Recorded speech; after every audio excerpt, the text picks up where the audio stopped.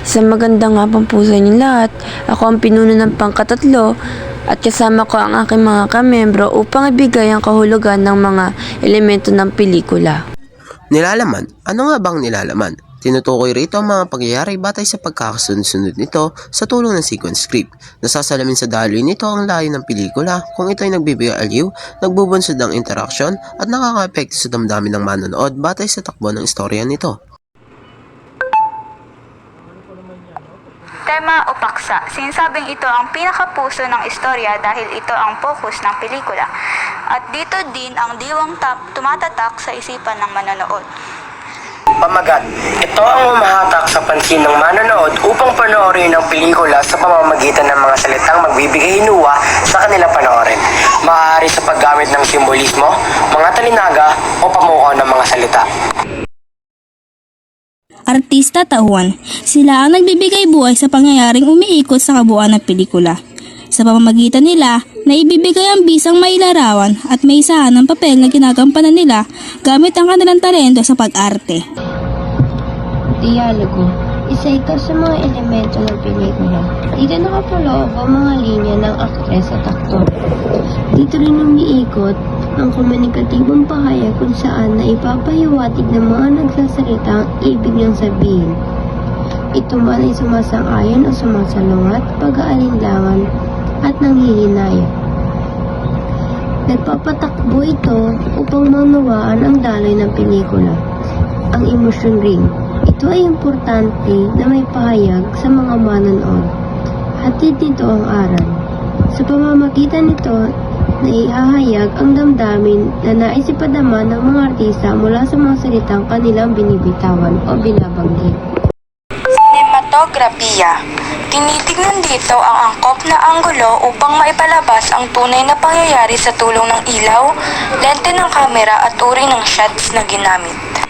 Pagdidirihe. Sa pagdidirihe, kailangan dito ng mahusay na pagkakadirihe ng pelikula gamit ang mga elemento ng pelikula. Iba pang aspetong technical. Inalalapit dito ang ilaw, tunog, musika, disenyo pang-production, special effects at pagbabago ng eksena. Masasabi kong maganda ang pelikulang aming napanood. Magaling ang pagkakagawa ng direktor sa pelikulang ito na may title na Seven Sundays. Ang pagkakasunod-sunod ng pangyayari ay napakaganda. Nagpaparamdam ito ng iba't ibang emosyon dahil mayroong mga parte sa pelikula na nakakalungkot, nakakatawa at iba pa. Nakakaaliw ang pelikulang ito at nakakaapekto sa damdamin ng isang manonood na katulad ko. Paano ko nga ba nasabi na nakakaaliw ang pelikulang ito at nakakantig ng puso? Nasabi ko ito dahil ang pelikulang ito ay tungkol sa tatay na gusto makasama ulit ang kanyang mga anak at mamuhay ng masaya katulad ng dati. At nasabi ko maganda ang pelikulang ito dahil bilang isang anak, alam ko na ayaw ng mga magulang natin na nakikita nila tayong nag-aaway-away dahil ang gusto makita ng ating mga magulang ay makita nila tayong nagmamahalan at nagtutulungan bilang magkakapatid. Ang bawat senaryo sa pelikula na ito ay mahalaga, gayon din ang tamang pagkakasunod-sunod nito. Naging matagumpay ang manunulat at direktor sapagkat nasagot ang bawat tanong sa isipan ng mga manonood. Walang kulang sa mga impormasyon. Naramdaman din ng mga manonood ang mga emosyon at mensahe na nais iparating ng pelikula. Sa makatuwid, naging mahusay ang pagkakabuo ng pelikula. At ito naman ang isa sa parte ng pelikula na aming napanood, na ginanapan ng aming kamiyembro. Eh di tama nga, kung may issue ka nga. Tama na nga sa akin! Para kayo mga bata kayo makinig! Wow, nagsalita ka ate. Akala mo sino marunong makinig. Tama na sa akin! Magpatay na lang kaya kayo para hindi kayo magkakapatid lang. Napagtanto ko na dapat tayo ay bumisita at makipag-usap sa ating pamilya, lalo na sa mga nag-aalaga sa atin dahil hindi mo alam kung kailan maaaring bawin ang buhay nila. Mahalaga ang komunikasyon sa isang pamilya dahil hindi mo alam baka may mabigat na pinagdadaanan ang ibang kasama. Ang pinakatumatak sa isip ko sa pelikula na ito ay noong nagkasundo sila at nagkaintindihan tungkol sa mga pinagdadaanan ng isa't isa. Next you walk, stop messing up your life. Stop messing up others of your life. You can stop the messing up your life. Court you! Sumagot! Yung bibig ko din! Oo, bibig ko talaga. Ang perfect ng buhay niya, no? Ano ate siya? Ba't hindi natin pag-usapan kung gaano ka-perfect yung babaero mong asawa? Huwag mong ipasa sa akin! Hindi, pag-usapan natin ito para malaman na hindi ako honest dito. Yung asawa na hindi ako nag-abroad. Dito kasama mo? Mahatak ang aking pansin na panoorin ang pelikula na ang pamagat ay Seven Sundays. Dahil aking napag-alaman na ang pamagat na ito ay alay o tungkol sa kanilang ama na 7 linggo na lamang ang natitira sa buhay niya. Pagtapos ko ito panoorin, masasabi kong maganda at may aral ang aking pelikulang pinanood. At base sa mga anak, kung ihalin tulad ito sa aming magkakapatid, hindi ganoon katugma. Ngunit, normal lang din naman sa magkakapatid ang magkaroon ng hindi pagkakaunawaan tulad ng aking napanood na pelikula na ang pamagat ay Seven Sundays. Para sa akin, naipadala ng maayos ng mga artista ang kanilang mga ginampanan na papel sa pelikula. Dahil ang kanilang pagganap sa pelikula ay parang makatotohanan na nagaganap sa isang pamilya. At makikita mo sa emosyon nila at sa kanilang galaw na nagagampanan nila ang kanilang papel. Ipinakita rin ng pelikula sa atin ang kahalagahan ng bawat pamilya. At itinuro nito na dapat maging mapagpasalamat tayo sa bawat oras na lumilipas na kapiling natin ang ating mga mahal sa buhay. Natutuwa dahil sa palabas ng Seven Sundays ay malinaw nilang naparating ang mga linya ng mga aktor at aktres. Ito rin ay nakitaan ko ng pagsalungat ng mga manggaganap at pagsang-ayon sa pamamagitan ng pagpapalitan ng mga salita. Masasabi ko mayroon itong kakaibang dialogo dahil nailabas at naipahayag ng maganda maging ang mga emosyon nito.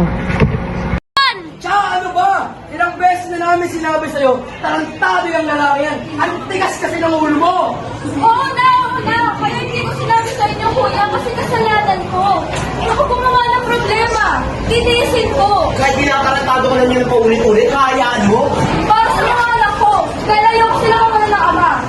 Nood ay sobrang namangha ako sa cameraman dahil kada anggulo ay nakukuha niya ang tunay na pangyayari sa palabas at tangkop naman ang mga ilaw na ginamit kada scene. Ito naman ang ilang uri ng shots na kanilang ginamit na aking napansin. Panning shot, close-up shot, extreme close-up shot at long shot. Let's grow up, stop messing up your life, and stop messing up others people's life. You can stop the messing up your life. First, you. God. Oo, bibig ko talaga. Si Binibining Cathy Molina Garcia ang direktor na dumirihe sa pelikulang Seven Sundays. Na kahit hindi siya nakita sa eksena sa pelikula ay may kita pa rin ang kanyang galing sa pagitan ng pagdirek sa mga tauhan at mga staffs na kung hindi dahil sa angking galing niya ay hindi mabubuo ang pelikulang Seven Sundays. 1, 2, 3, light, camera, action! Sa pelikulang Seven Sundays ay may iba't ibang aspect ng technical na nakakaapekto sa pangkalahatan nitong pagkagawa. Ito ang aspektong pang-musical at aspektong pang-visual.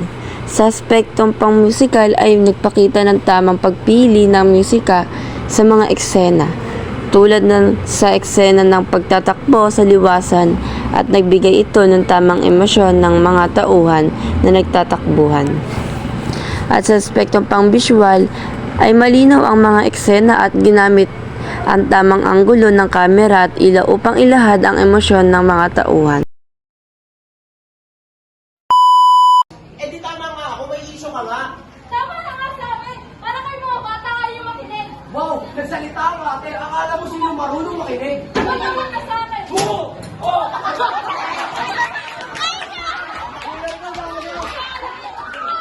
Let's grow up, stop messing up your life, and stop messing up others people's life. You mean stop the messing up your life? First, you. Huwag ka lang sumagot yung bibig ko, eh. Oo, bibig ko talaga. Dahil camera action tayo. Ay,